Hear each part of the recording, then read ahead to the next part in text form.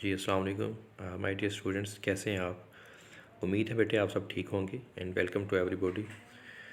जी बेटे, आज हमारा जो रिमेनिंग टॉपिक था एवोल्यूशन ऑफ सीड हैबिट, आज बेटे हम उसी को कंप्लीट करेंगे। सो अगर बेटे आपको टॉपिक याद है तो उसमें हम कल के टॉपिक को बेटे जल्दी से कुछ रिव्यू कर लें कि एवोल्यूशन ऑफ सीड हैबिट में बेटे हमने कहा कि बेटा जो सीड होता है ये एक फर्टिलाइज्ड ओव्यूल होता है। और जो फर्टिलाइज्ड ओव्यूल होता है बेटे, बेसिकली वो ओव्यूल होता है, और ओव्यूल जो है बेसिकली वो किससे बनता है बेटे, मेगास्पोरेंजियम से बनता है। तो मेगास्पोरेंजियम से एक ख़ास मेगास्पोरेंजियम जिसके इर्द गिर्द इंटेगोमेंट्स या हिफाजती गुलाफों में अच्छे तरीके से वो टाइटली बंद हो, पैक हो, तो ऐसा जो इंटेगोमेंटेड मेगास्पोरेंजियम होता है वो ओव्यूल कहलाता है। और जब ओव्यूल जो है ये मेल गैमेट्स को एक्वायर कर लेता है तो फिर ये सीड बन जाता है। अब हम ने जो स्टेप्स की बात की थी तो बेटे उसमें जो पहला स्टेप था वो था एवोल्यूशन ऑफ हेट्रोस्पोरी, कि सबसे पहले ऐसे प्लांट्स पैदा हुए जिन्होंने दो मुख्तलिफ तरह के स्पोर्स पैदा करने शुरू किए। तो वो बुनियाद थी किस चीज़ की, एवोल्यूशन ऑफ सीड की, कि जिसमें जो प्लांट्स थे उन्होंने मेगास्पोर मदर सेल, मेगास्पोरोफिल्स में, मेगास्पोरोफिल्स बेटे ऐसे पत्तों को कहा जाता है जिनमें मेगास्पोरेंजिया होते हैं।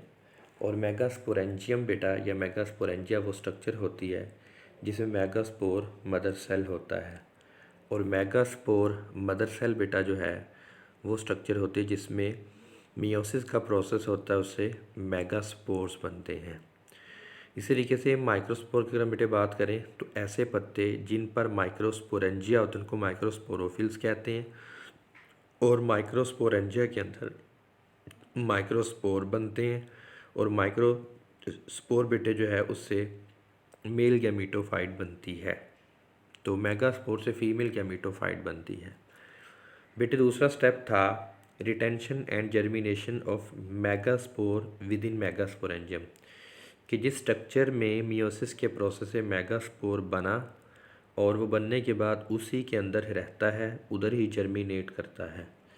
फिर उसी स्ट्रक्चर में जिस मेगास्पोरेंजियम में मेगास्पोर मदर सेल रहे, ठहरे, उधर ही जर्मिनेट किए, उसके इर्द गिर्द कुछ इजाफी गुलाफ प्रोटेक्टिव लेयर्स बन जाती हैं जिसको हम इंटेगोमेंट्स कहते हैं। तो तीसरा स्टेप था development of protective layers.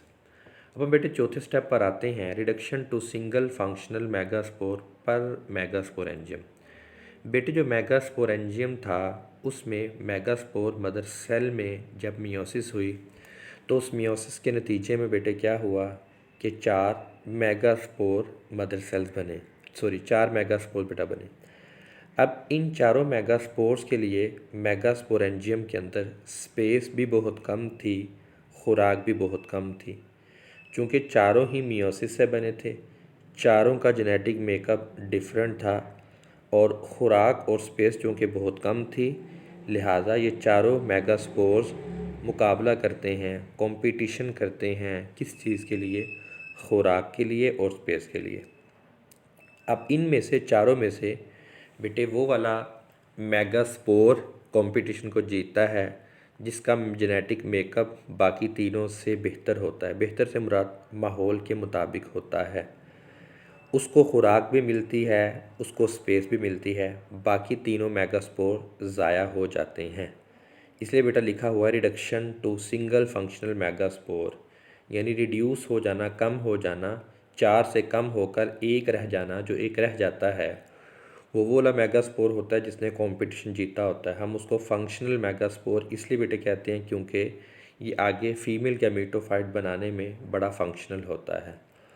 Each megaspore mother cell, बेटे हर मेगास्पोर मदर सेल जो है विद इन मेगास्पोरेंजियम, मेगास्पोरेंजियम के अंदर यूज टू प्रोड्यूस 4 गैमेटोफाइट। यूँ भी बेटे कह सकते हैं कि हर मेगास्पोर से 4 गैमेटोफाइट्स बनती हैं।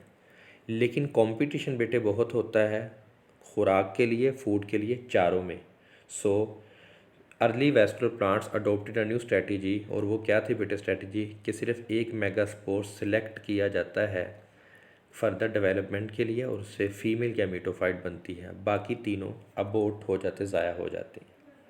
अब बेटे जो फंक्शनल मेगास्पोर बचा जिसको हमने कहा दिस इज़ फंक्शनल मेगास्पोर, वो बेटे फीमेल गैमेटोफाइट बनाएगा। फीमेल गैमेटोफाइट को एम्ब्रियो सैक कहते हैं। तो पांचवा स्टेप है formation of female gametophyte from functional megaspore within megasporangium, या यूँ कह सकते हैं development of an embryo sac. Embryo sac से मुराद फीमेल गैमेटोफाइट का बनना है मेगास्पोरेंजियम में। वो जो सिंगल फंक्शनल मेगास्पोर था वो मेगास्पोरेंजियम के अंदर रहा, उधर ही जर्मिनेट किया और उसने जर्मिनेशन के नतीजे में उसमें एग पर मुश्तमिल एक फ़ीमेल गैमेटोफाइट बना जिसको हमने एम्ब्रियो सैक का नाम दिया। जी नेक्स्ट बेटे जो लास्ट स्टेप है वो है कि जब बेटे ये सब कुछ हो गया, अब उस मेगास्पोरेंजियम ने पोलन को, जो कि वहीकल होती है, पोलन बेटा एक ऐसी गाड़ी को कहते हैं जो मेल गैमेट्स, जिस पर मेल गैमेट्स सवार होकर आते हैं।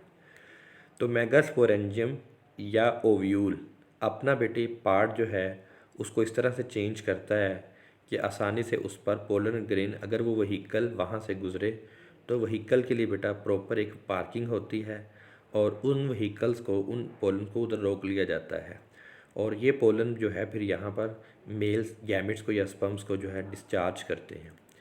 When most of the structural and the functional changes leading to the development of seed habit were completed, जब बेटे बहुत सारे स्ट्रक्चरल और फंक्शनल चेंजेस जिनसे सीड की डेवलपमेंट हुई वो मुकम्मल हो गए, तो फिर आखिर में बेटा एक स्टेप हुआ, वो क्या था, मेगास्पोरेंजियम यानी ओव्यूल जो था बेटे, अब वो इंटेगोमेंटेड भी हो गया, इंडेहिसेंट हो गया और वो स्पोरोफाइट से परमानेंट अटैच हो गया। इसका जो डिस्टल एंड था बेटा, डिस्टल एंड कहते हैं जो इसका दूसरा एंड होता है, प्रोक्सिमल पहला and, distal end. Distal end बेटे जो था वो मॉडिफाई हुआ, कुछ यूँ बदला कि उसने आसानी से पोलन, वहाँ से गुजरने वाले पोलन को रोक लिया, कैप्चर कर लिया पोलन को।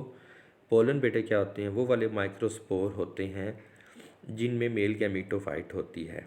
तो ऐसे माइक्रोस्पोर को जिसमें मेल गैमेटोफाइट हो, हम ऐसे माइक्रोस्पोर को पोलन कहते हैं। एक को पोलन ग्रेन कहेंगे, सिंगुलर को पोलन ग्रेन कहेंगे और ज़्यादा को पोलन कहेंगे। नेक्स्ट बेटे जो है pollen after being trap in distal cavity of megasporangium, जैसे ही पोलन फंस जाते हैं मेगास्पोरेंजियम में तो फिर बेटे वो एक पोलन ट्यूब बनाते हैं और वो पोलन ट्यूब छोड़ कर आती है मेल गैमेट्स को, कहाँ पर, उस जगह पर जहाँ पर एम्ब्रियो सैक या फीमेल गैमेटोफाइट पड़ी होती है। अब फीमेल गैमेटोफाइट के पास फीमेल गैमेट यानी एग होता है, जब एग और स्पर्म्स मिलते हैं तो बेटे वहाँ पर फिर क्या होती है, फर्टिलाइजेशन होती है। अब यही जो बेटे स्ट्रक्चर था जिसको हमने मेगास्पोरेंजियम के बाद ओव्यूल कहा, अब वो सीड बन गया। अब उसके अंदर बेटे जो एग था वो जाइगोट बन गया, जाइगोट से फिर एम्ब्रियो बन गया। इसका मतलब ये हुआ कि सीड बेटा वो स्ट्रक्चर होती है जिसमें एम्ब्रियो होता है। मेगास्पोरेंजियम फर्टिलाइजेशन यानी ओव्यूल फर्टिलाइजेशन के बाद सीड बन जाता है और जो इंटेगोमेंट्स हिफाजती खोल थे वो सीड के कोट बन जाते हैं। ये था बेटा। अब लास्ट में बेटे जो सीड है इसकी इम्पोर्टेंस क्या है, ये सीड बेटे जो है ये खुश्क माहौल में एम्ब्रियो बेटे जो है जो कि सीड के अंदर होता है, इसको मैक्सिमम प्रोटेक्शन प्रोवाइड करता है। जैसे भी खुश्की के हालात हों, खुश्की पर बेटे नामसाइद हालात हों, टेम्परेचर मुनासिब ना हो, पीएच मुनासिब ना हो, वाटर बेटे ना हो, खुराक ना हो, तो ये सारी कंडीशंस अनफेवरेबल रहती हैं। जब तक कंडीशंस बेटे अनफेवरेबल रहेंगी तो बेटा जो सीड है उसके अंदर एम्ब्रियो ज़िंदा रहेगा लेकिन वो डोरमेंट रहेगा। जैसे ही कंडीशन बेटे अच्छी मिलती हैं तो यही सीड बेटा जो होता है ये जर्मिनेट करता है और इसके अंदर जो एम्ब्रियो बेटे उससे पौधा बन जाता है।